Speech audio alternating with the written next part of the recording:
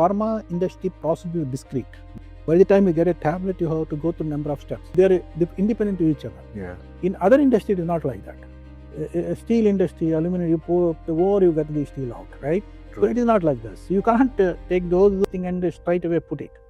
Training is give some part, right? Yeah. But if the person is not able to understand and has a willingness Yeah. to do a right thing, you cannot help that. Yeah. Having a company policy in top level is important, wherein every quality personnel or operational personnel will always refer to the policy document first. Correct. Then they derive the SOP out Correct, of it. correct. So you will bring a uniformity across all the sites. The AI doesn't give you 100% accurate.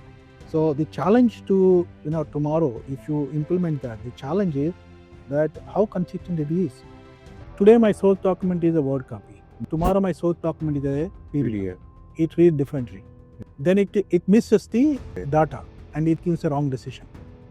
So how did you face this particular challenge of onboarding people and in such a rapid way? It might be, onboarding a fresher, but onboarding also a very experienced professional, integrating them into the system which is already, harmonized and trying to grow. Fresher is joining. When I want to talk to them as induction, I will ask you, what is the difference between a company who is making a refrigerator and a company who is making a tablet? So many people could not able to answer.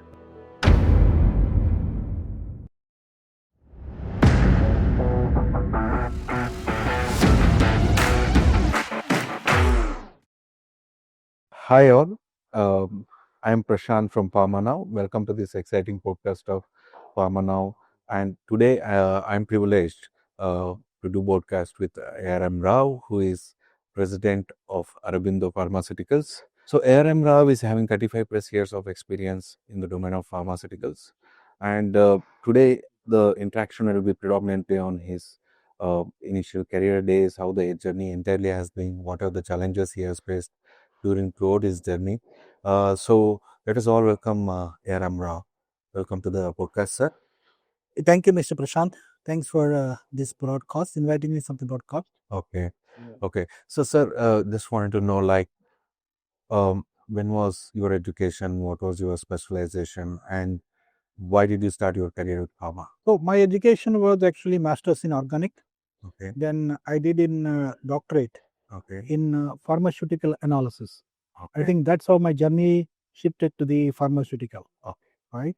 So, and I completed the pharmaceutical somewhere 1988.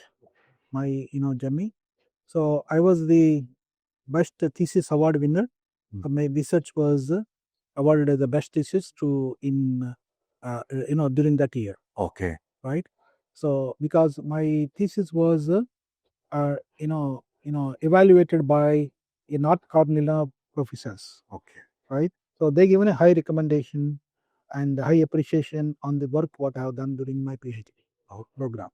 That's the way I entered into the pharma. That's made me to get into a pharma, right? Okay. So subsequent to that, I joined in Ranbaxy. Okay. In Ranbaxy. So, and I was in the Ranbaxy, I was the analytical research scientist. Okay. So, where I spent almost 8 to 9 years, around 9 years, right? Then, then I said, okay, let me, expand my, area of interest. Then I said, okay, let me shift to quality. Obviously, analytical research will always be a backup for the quality, right? Yes. So I said, let me shift to the quality. That is where I shifted to Cadila Pharma, somewhere in around the 1995 or so, right? I shifted to the Cadila Pharma. Cadila Pharma, I was the overall quality head, which includes the quality control, analytical research, all technical functions already on the manufacturing. Right, I was very instrumental there in setting up their systems because you might be remember Cadila had been split into Zydus and Cadila Pharma. So I was into the Cadila Pharma. So we set up everything. We also set up a green field complete project. Right, I was very instrumental in that. Okay. So that is where I had a expanded my knowledge from quality to the engineering, projects, right? and of course, quality systems and compliance, setting up from the greenfield. That is where I expanded my. Where was this? Which state you have been? It was somewhere in 1998. Okay. That's for the year. But it started somewhere in 1995 and 1998, somewhere it started, right? It is ended. So I was in their big project, you might be knowing Dolka. Yeah. There in Ahmedabad, Dolka is one of the big project. So I was very instrumental. So that is where I have expanded my scenario. So from there, I shifted to a vaccine company, which is in Hyderabad, which is called Biological Events. Okay. They are also same, I was the overall quality, analytical, everything, and animal pharmacology and all. Again, there I expanded from from a generic or a dosage forms to the biological. Okay. Biologics, which includes the vaccines. Okay. Biologics and everything. Yeah. Right. So that from there, then I joined Aurobindo. Aurobindo wanted someone who can able to lead their regulatory journey. Okay. Right. That's first regulatory journey you would like to start. Yes. So that's where I was brought in from there. So there again we have started from the greenfield project. Okay.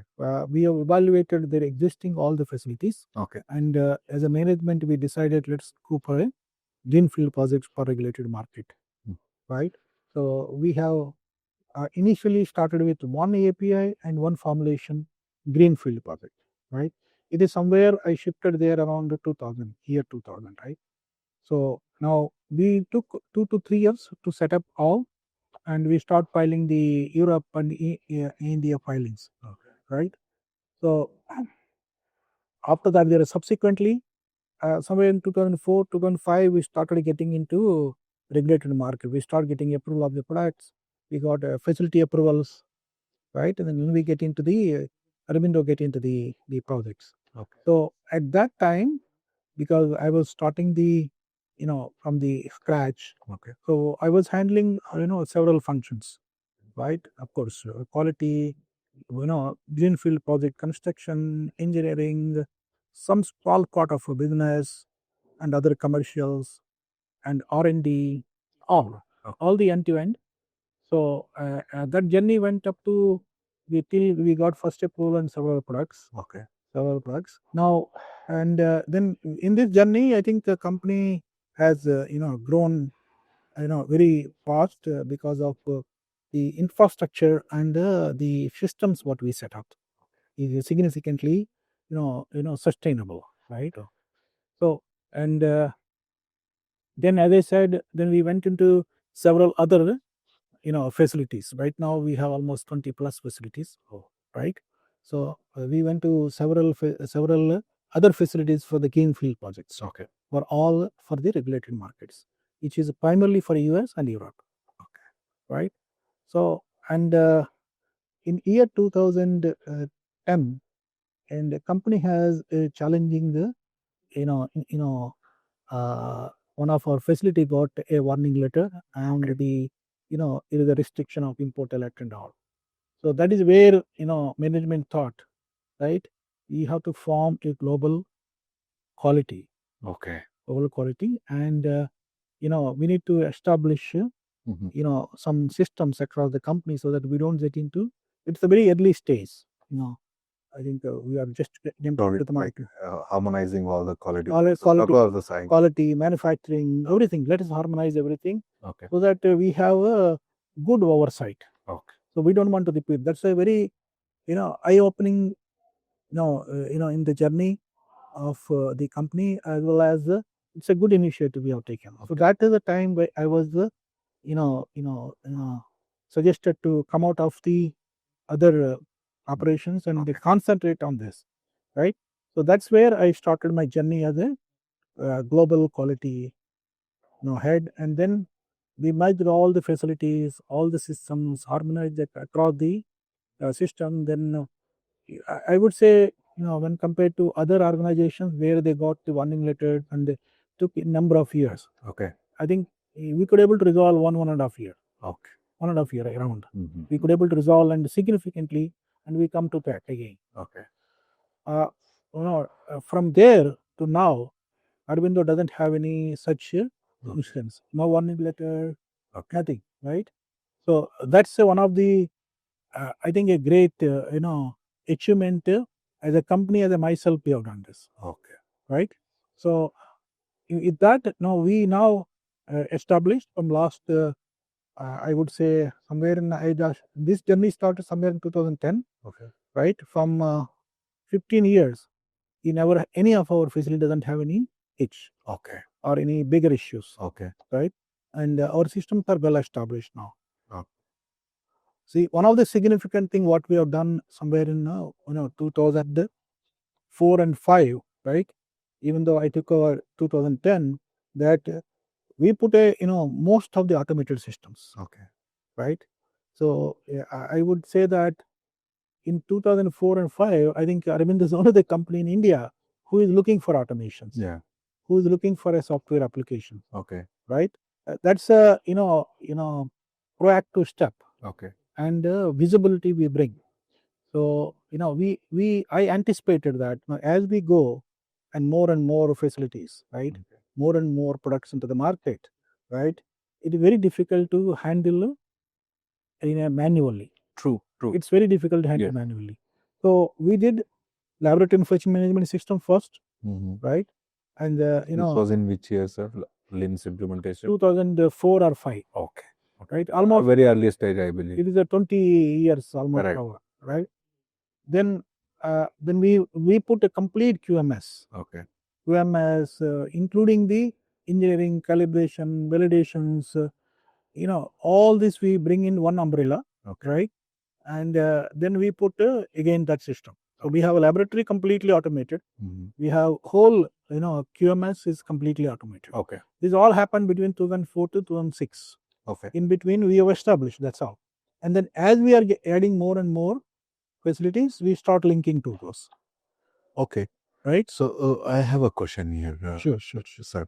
Like the time frame what you're telling, probably I don't know whether it happened in 2 years or 3 years. The entire, harmonization and automation work. See, actually, as I said, up to 2010, we have only handful facility. Right? So we started, implementing in 1 or 2 facilities this. Okay. Then, you see, from the beginning, as I said, since I very clear on this, we cannot face the challenges. Yeah. As we go on, if you want to sustain, be fully compliant and quality product. Yeah. So the data, the infrastructure what we developed was expandable. Okay. Right? Okay. So these all are enterprise versions. Okay. Enterprise versions. So as soon as we get, we start linking. Linking, correct. From day one only, you will be online. You are exactly correct. They will be online. Yeah. Right? And then what we did was, as a part of centralization, for example, all the specification in the laboratory management we brought into a central place. Yeah. Right? Yeah. So when you get into a new facility, when link that, we just put the icon and it will launch there. Yes. So there won't be any difference in between the site to site. Yes. Or globally in a specification, test procedures or worksheets. Okay. So kind of it becomes very, platform wherein every time whenever you face a new audit or a different, regulatory, the explanation remains same. The procedure remains same. The approach remains the same. Correct. Same way in the, other part of operation, including the quality. So we made a high-level document which is called as a policies. Okay. We spend a lot of time on developing the policies for across the company. We have a policies on oral disease form, we have a policy on sterile, we have policy on the QMS. So that gives a guidance to the people how to do that. Okay. What to do it. Yes. Right? It doesn't say how to do this. Yeah. Just this is what you have to do. Yeah. So the challenge in policy development to companies like Aurobindo, where is multi-regulatory, you need to bring all the regulations, requirements, and the practicality into a common platform. Yes. Right? So if we don't recommend anybody who is at the site or any level, don't look at guidance. Look at what is the policy. Company policy. Company policies, and they follow the policies. That's it. Okay. I would believe that is a very good point. when people start reading the guidelines, each person interpret it in a different way. And these guidelines, some guidelines are very vast, some guidelines they just touch the top level, they don't go to the depth. Correct. But there are some guidelines which explains everything. And when you have so many guidelines, so many approaches, so many regulatory bodies, people will get confused. And I'm sure, you know, having a company policy in top level is important, wherein every quality personnel or operational personnel will always refer to the policy document first. Correct. Then they derive the SOP out Correct, of it. correct. So you'll bring a uniformity across all the sites. Sure. So, you know, I think you rightly put it, is a not having such type of a policy document for a multi-regulatory companies, right? You know, what will happen is you will have, as you rightly said, different interpretation. So he will execute the same thing in a different manner. True. And you go to the next door, you will execute some other different manner, right? So this is the what we which I anticipated. See, as I said, we only have one facility. But when I see the company growth and the plans, I said, oh, this will not be, this should not happen, right? This should not happen. So we started much early, right? And developing the policy, developing them. As we added more product and more complex, people just follow that. Right? I know. And also, you know, in the generic business, what is important is a faster. Right? If we don't have proactive, right? True. We ask them to wait, let me review the guidelines. If you want to submit to the Canada, okay, let me understand this, right? Either we have time. Right? That's how these policies we have done. Okay. Now, from those policies, what we also did is we made some common procedures, okay, which is developed at the corporate only, and trained and to be followed. For example, you know, sampling of a raw material, right? Whether you do in one unit or second unit, sampling is sample, right? So we have across all the field only one procedure. These are called as a common procedure. We have around 100 or so. So everybody follow the same, right? And then we have a site specific, right? Which is very, very site specific. Correct. Right? We are very clear. I'm very clear. People should not make any duplicate SOPs if the process is same. True. If the process is same, it should go to the common procedure, and everybody follows that. Okay. So you know, there are difficulties because you know, when you are handling such a big you know, corporation team, you know, there will be differences. Oh no, this should be done. So you put a system, right? When we develop this, there is a group of people who are involved, right? Who reviews, right? Since we put an electronic system, the electronic system itself goes to the several people, right? So it goes several people, everybody agrees, and then it becomes a common procedure. True. Right? So the buying of you know, the people also a very important factor which we have taken up. Right? So that's how we drew it. As you rightly said, the advantage is that now today company is gaining advantages. Any crisis situation across the company, they are trying the same procedure, they follow the same, right? If I have to, you know, work from here or there, it is same. It is same, right? Similar way, when you know, because of you know, now there is a lot of growth. I have so many you know requirement is there for a product, and company decide, okay, you manufacture the other site. Nothing changes because that site will get the same specification, same test procedure, same worksheet. Same worksheet. Everything is same. So I need not to have any, you know, again a training whether how they are doing, and that is not there. Okay. So, and you know, I believe very strongly that you know, proactive is always better than reactive. True. Right? So, you know, one of the success of my career or the, you know, the existing company is the proactiveness. We don't act on when an observation comes. Obviously, there will be some, obviously, but we don't act. We act much before. What I said is an examples of those. Right? So everything. So we have a continuous improvement program. We always look at the guidelines. We always look at best industry practices. We always look at what is type of new, you know, observations are coming across, and try to update our policies, procedures, and then people train the people. So you know, we put a lot of in-house workshops to, you know, evaluate our systems on and off, right? So that is how the journey goes always, right?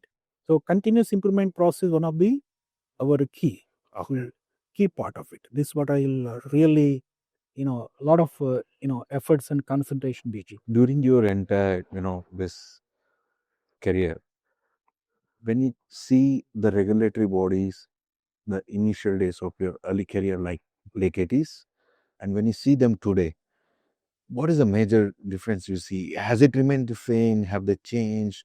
Or what is that you are seeing that where they will eventually land? I would say in 1980s, when I was selling the Baxi, right? Yeah. I was very closely working with their collaboration of the Valley. Right? Okay. And that is where first actually my regulatory journey has started. And understanding the Europe culture, Europe requirements, and US culture and US requirements. The challenge is there is no written detailed guidelines at that time. Okay. Everything we have to, many things, not everything, many things we have to innovate ourselves and understand which is correct, which is not correct. Okay. Right? So when you're doing that, there is the challenge is your management as well as the regulator may accept, may not accept. Correct. Right? So, maybe I don't know. He can edit later. For example, when I did in first time Rambaxi in 1980s or 82, so I developed a validation process. Okay. Analytical method validation was not there. Okay. Those days, you do something and close. There is no concept that you have to mandate. Okay. So I am first time the steps and from the research papers we used to do from research, but there is no guideline, right? From research papers I took and I said, okay, I was anyhow pharmaceutical also, right? Yeah. So even when I'm doing research, right, there is an analytical method validation. Okay. You develop the method and start analyzing it. There is no concept of validation and all. We used to check that because it's a, we need a sensitivity, something like that. It is like not as a process. Okay. So when we developed and we took to validate the method a month or so, the management was very upset. I said, what nonsense? Okay. We were spending in a month and resources. And what is the need? It's like it's lay in a book, right? Yeah. It's like a paperwork. What is doing it? It is a waste, right? This is the lack of guidance, lack of requirement. It is only our in-house, right? Okay. So I need to justify. No. It is required due to this benefit, right? So after 6 months or 1 year, when the Rembaxi got a first FDA, we asked the first question: how did you validate this method? Okay. Then I have to pull the document which was clone and how to show. Okay. So that is a situation during the time. Even auditors, right? They have no real guidance, right? They have no real guidance. Yes. And they only go by what one company is doing to other company. Yes. Right? They'll compare. They'll compare and see, okay, this is what it is, right? But now there's so many guidelines are coming, more specific, right? So they also have a clarity what to, like you said, interpretation may be wrong, but they have a clarity. Correct. What to ask, what not to ask. Correct. Right? Now, in addition to that, they also understood now what is the culture in India. That's another shift for them to understand. Earlier, the number of facilities are low, the exposure to them is very low. Yeah. Now, the exposure has been increased to them also in India. Yeah. Right? So, they understood the cultural issues. Okay. Right? So, I would say, they're faked, they are this thing, they are biased. I don't say with these two, the culture and getting more guidelines. Yeah. And on the guideline, they also get training and they have understood. Yeah. Right? Both the things, now it seems to be more thorough than what was being earlier. Okay. Obviously, right? So, people think, oh, they're asking, they're asking always new things and all. The basic thing is, if you understand the cultural aspect versus what is the requirement, and don't you combine and put a system and you justify. Okay.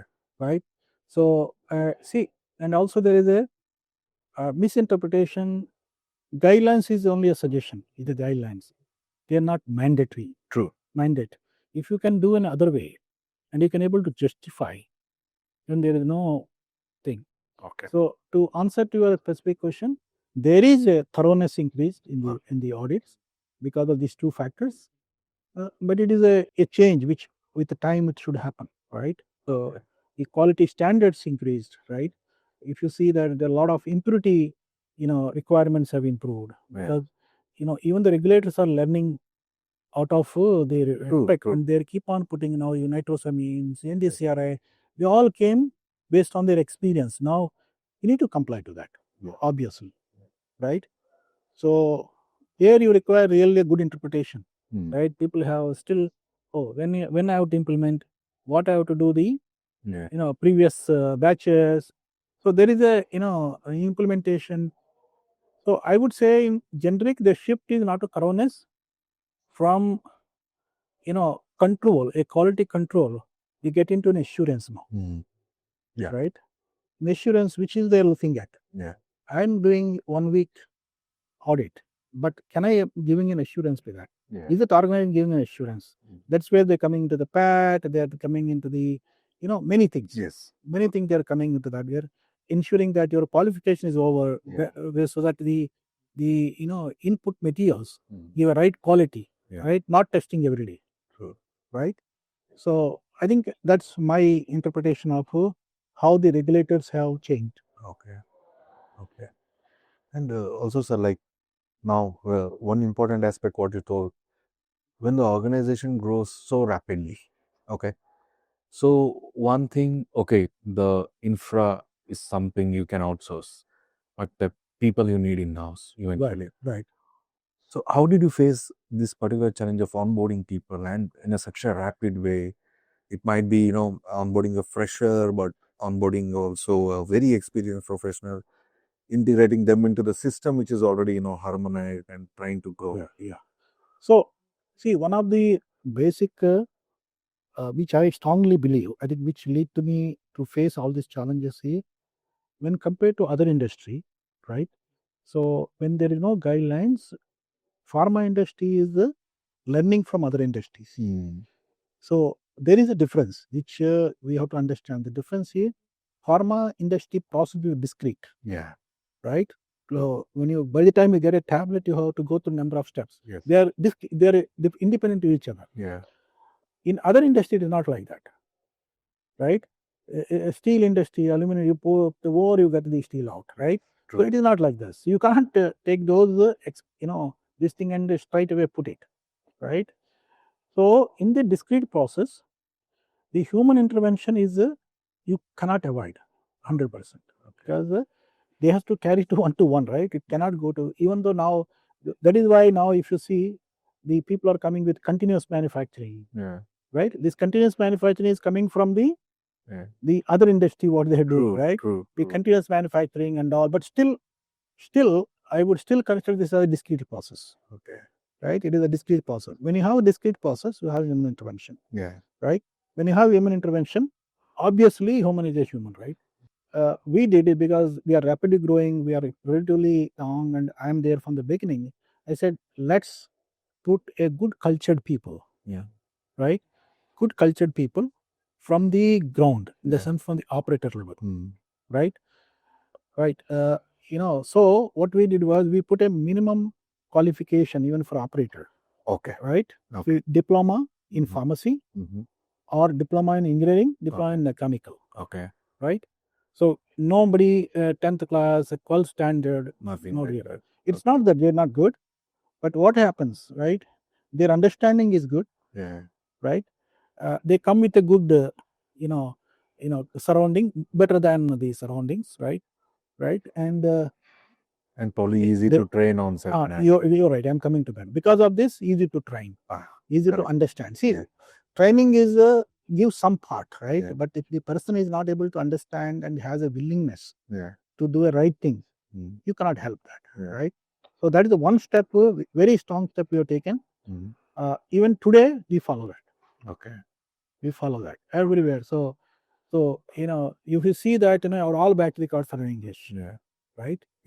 So they has to understand the proper language. English, language, everything, right? That is the first step we have done. Now the second thing, where I explained to you, since we have harmonized the processes, the softwares, Yeah. everything is harmonized. Yeah. The training and onboarding is very easy. Yeah. Right. Yes. When you have a new facility, we'll immediately shift some of the people who are already trained. Right. Yeah. Already trained. I need not to. I just launch there the all limb in everything. Everything will be online. And then day one. Yes. And then start. Yeah. People also ready. Yeah. I can start. Okay. Right. So that's another thing I have done, because as I said, I visualized that it's going to be complex. Okay. And see, most of the failures happens obviously generic company, generic industry, right? They wanted to do things like this. Otherwise, you lose the business. It's not a new drug discovery. True. Now you have to meet that requirement. Yeah. Right. I cannot say, okay, you put the facility, then I'll qualify, then I will train the people, then I'll develop the test procedures and all. So this all part you remove. Yeah. Once this is set up, everything is ready. Okay. Right. We just launch everything, and if required, I'll shift to train the people from other places and start moving. Okay. Right. So that's how we have done. Okay. But however, as I said, many processes we have done. Many processes we have done automated and harmonized. Yeah. Right. So the human intervention also reduced. Okay. From the day one. From the day one, human intervention is reduced. Okay. Now the second part is the training effectiveness is one of the biggest issue. So because we have harmonized, our visibility is more. Yeah. Enterprise, I can see, how many deviations are coming, how many human errors are coming, right? Yeah. Which place we are getting, which are people. I can see in a glimpse, or in a fraction of some few minutes. I can see, because everything is on the limbs. Yeah. Everything on the electronic part. Yeah. So that has also helped us to do that. And also, since there is so much of visibility, so okay, when human deviate, I don't have the police on the right. So anybody on our place, they know that if I click something, there is a visibility. Yeah. There is a visibility. So obviously they will be careful. Yeah. Right. True. Obviously they will be careful. So that is one of the very triggering point for me. The more people, I would say, indirect training. So they will be cautious. They will say, oh, now let me learn how to do that. Yes. Yes. Let me do that. And second, what we did was, we also made, because of the electronic system, we also made all the training module, all the SOPs, DMS visible to them. Okay. Visible to them. So they can. Was it online or offline? It's online. They can online. Everything online. You can switch off. You switch on, see that. And recently I said there is a continuous improvement. Recently, what we did, there is a SOP writing procedure called as the FS Pro. FS Pro. Okay. It is a very defined process. It will tell you step by step. How to do that. In that, there is a good what you call a tracking mechanism. Okay. For example, see, this is what I'm saying. This is always proactive thinking and tendencies.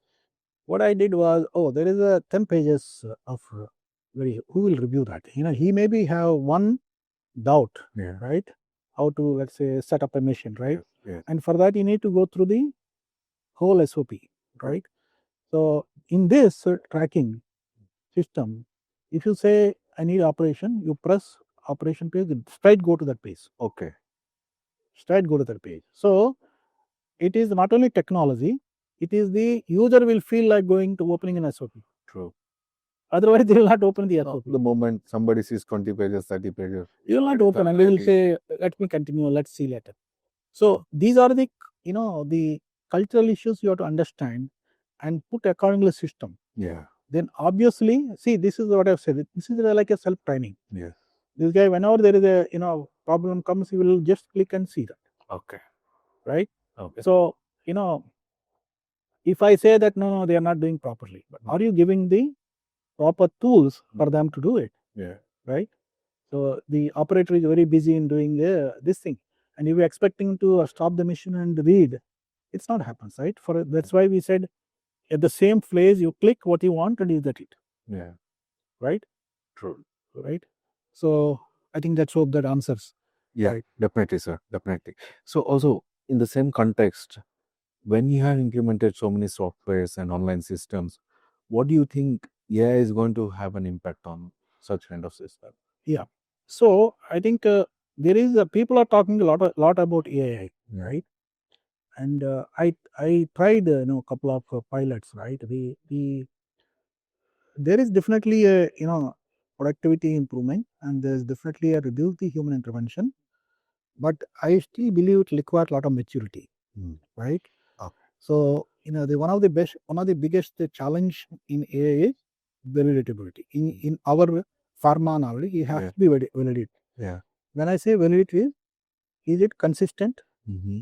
Is it sustainable? Okay. Right. Now the AI doesn't give you 100% accurate.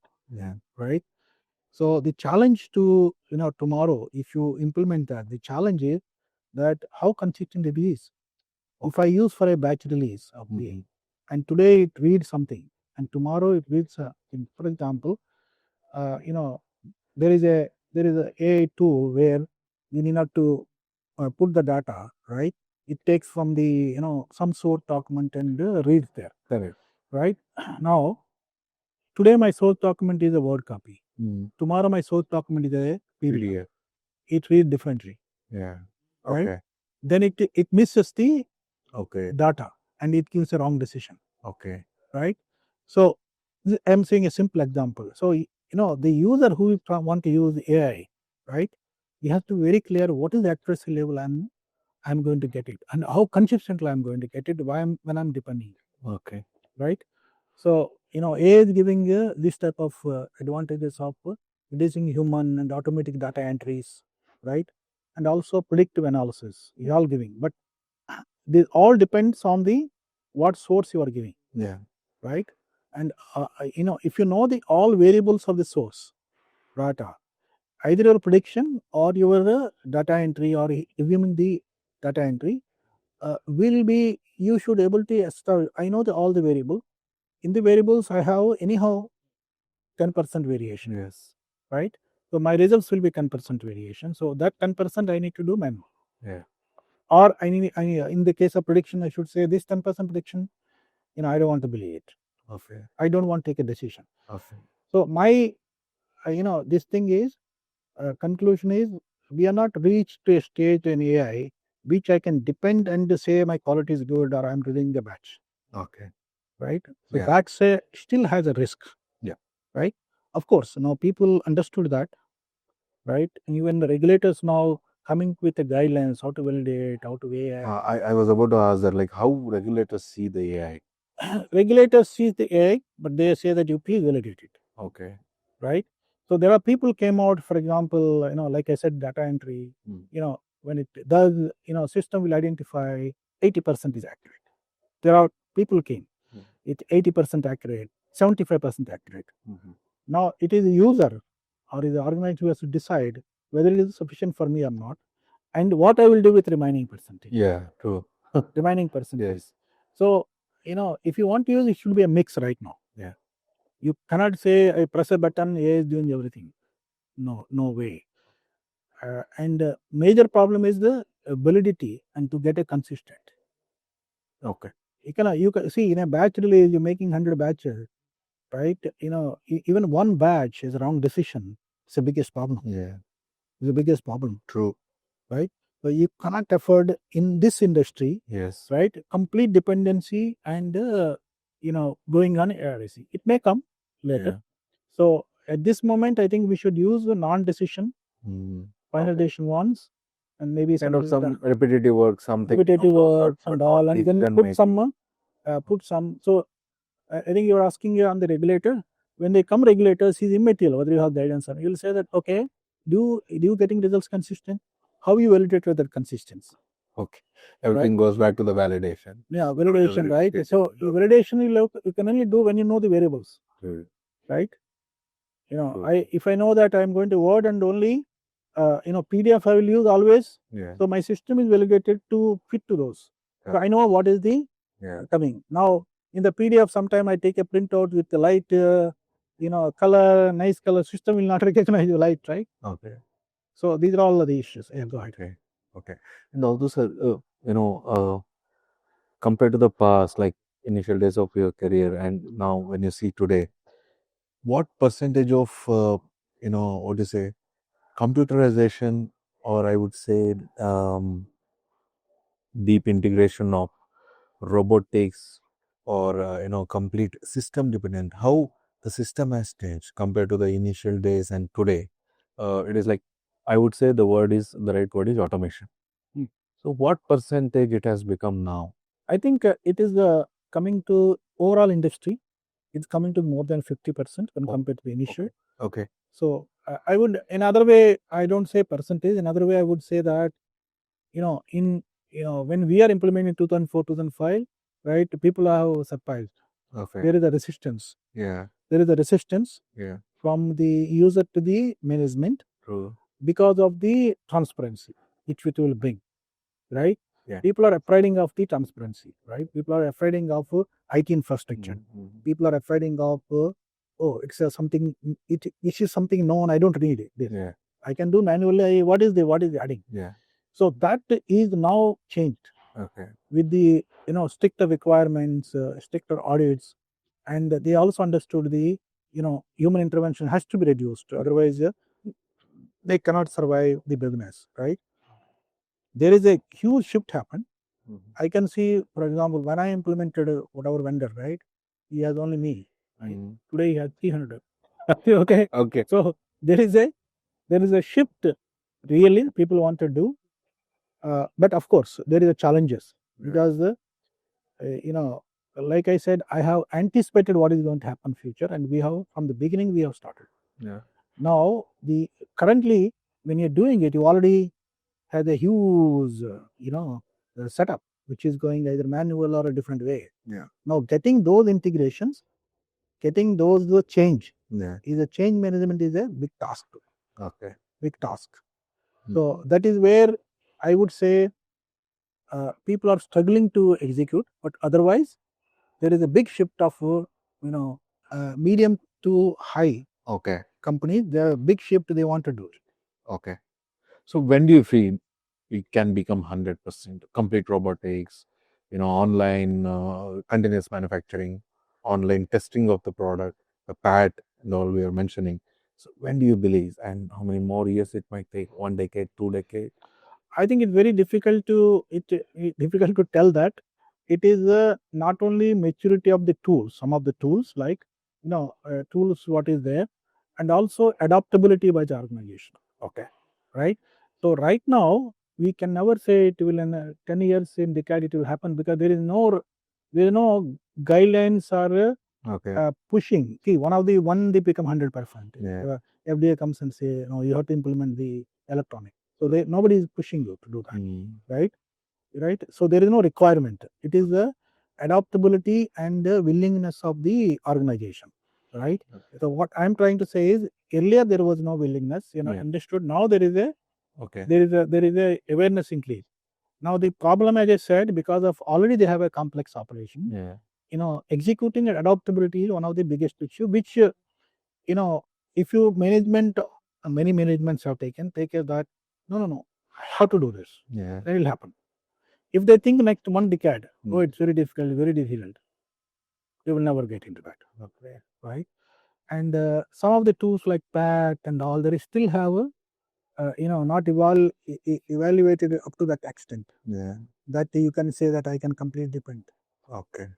They have some some discrete processes, not the continuous process, right? And the next factor is, now there are a lot of legacy products now. Okay, in the industry now. If I want to automate and say continuous process, it may not happen. Right? I think it has to evolve with the time, but there is a move. Shift is happening. There is a shift is happening. Okay. Definitely. Fine, sir. And also, when we say India as a pharmacy of the world, what do you feel like in the coming years? To what or what is the potential which is still with India, so that we should be able to capture that and take advantage of this opportunity? I would say the quality Mm-hmm. and the reliability, right? You know that, right? That is one of the factor which is, I think, little resistance in the developed countries, right? True, So true. we need to remove that Okay. first, right? Mhm. And obviously next is affordability, Yeah. and second is I would say logistics, reachability, right, and timely giving. So otherwise, I believe we have a strong lot of opportunities Yeah. because we have established manufacturers, knowledge center is Yes. there, right? Big knowledge center, number of pharmacy graduates, Yeah. right? We have everything. The skill set, I think, predominantly what Skill. is it? We have skill set. We have to increase the quality and reliability, right? Okay. Now they should feel if they're coming from here, I'm okay, right? Yeah. That is where people are driving to automation, people are driving to the pad, so that the reliability will increase, Yeah. right? So I think that's what we have to work on. That India should work on the culture and the reliability. Everything, as I said, there is a miss thing. Oh, I'll put automation, reduce human error. It can never be. It Okay. can never be zero. Mhm. You have to depend on whatever you do. That. Okay. So while you are doing the controls and automation, you should also look at how do I change my culture of the people. Yeah. How do I change so that I can have more reliable, Okay. Okay. right? Sir, like your entire journey itself is inspiration to all of us. What is one message you want to give to all our viewers who are in this domain and who want to come up in this domain? What will be that message? So I would say that the number one is this domain is the aggressive domain. Okay. Obviously, right? If you want to enter into the domain, you have to be aggressive. Mhm. When I say aggressive, you have to be time conscious, Yeah. right? You have to be accurate Yeah. and thorough, right? Because you are dealing with the patient safety. Yeah. We are dealing with the Yeah. patient safety, right? Yeah. So you cannot I don't know, maybe you can put this quote. I always, when a fresher is joining, Mhm. right, when I want to talk to them as induction, I will ask what is the difference between a company who is making a refrigerator Mhm. and a company who is making the tablet. Yeah. So many people could not able to answer, Okay. right? Both industry expect the quality, Yeah. right? I don't want to bring a phrase which is not damaged, but difference is the refrigerator has a guarantee and warranty, Yes. and a tablet is only the guarantee. Yeah. No warranty. No other option. Yeah. No warranty, Okay. right? It doesn't Guarantee. guarantee, can't be, you say that I will replace. Yeah. It's gone. Yes. It's gone, right? Yeah. So Yeah. that's a culture you should have, Yeah. right? Whatever I'm doing right. Yeah. So that's a number one message only. Second, when you get into this industry, you should always be proactive. Yeah. You should never be reactive. Yeah. Because when she went into the tablet into the patient, it went. That's it, right? You can't say no. After that, I will I will start. Yeah. Right. So and you should always be in this industry, your dedication, accountability is very high. I'm not talking in technical terms. I'm talking very clear, Yeah. in a generic terms, right? So accountability very you cannot think that I did something whatever I said, right? You are very much accountable. Yes. Right? Accountable and this thing The because ownership of your all. ownership of Yeah. is very, very important, Oh. right? That is one thing which all the new generation should understand, right? Okay. Because you are, I'm going back again, you are in an industry where you cannot give any warranty. What you did is it has to be correct. Correct. It's the right first time. It should be Yeah. has to be right first time. That's all. Yeah. And there's only guarantee, as you rightly told. That's bang on to the point. Yeah, there is everything is depends on you are only given guarantee. Yeah. When I go in the evening, when I finish the work, I'm giving guarantee to my work. Yes. Right. Yeah. Yes. So I think that's a high level message, Yeah. right? And you have to be always proactive. Yeah. Always proactive. Yeah. Not always. I mean, it should not be a reactive mode, right? Definitely, sir. Definitely, sir. Thanks a lot for your time, and thank you for your all the knowledge and the journey what you told to us. I'm sure it is going to ignite a lot of ideas in our viewers, and Thank you, sir, overall for being present. And dear viewers, for more such kind of videos and exciting podcasts, do follow Pharma Now. Download Pharma app today. Thank you.